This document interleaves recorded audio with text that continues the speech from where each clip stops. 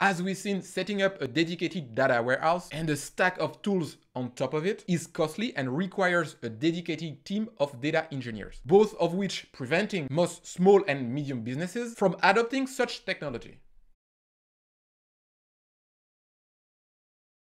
This is why for businesses in this segment, their data warehouse is their intercom, their Salesforce, or their Zendesk when it comes to customer data.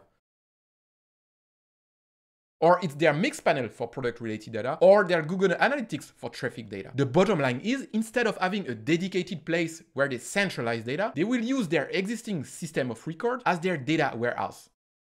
And they will use data connectors to enrich data directly in these SORs.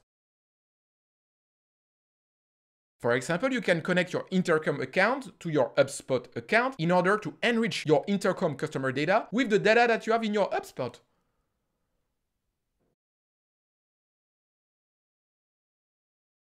The two main consequences that I want to highlight here are first, that if fundamentally the data fragmentation problem is the same for the enterprise or SMB segments, the way it's currently solved is totally different. For the enterprise segment, the solution comes from data engineers who build and maintain a central repository for their business data, whereas for small to medium businesses, the paradigm is the opposite. It's not about centralizing data, but about spreading it in their various SORs. It's kind of a centralized approach versus a decentralized approach.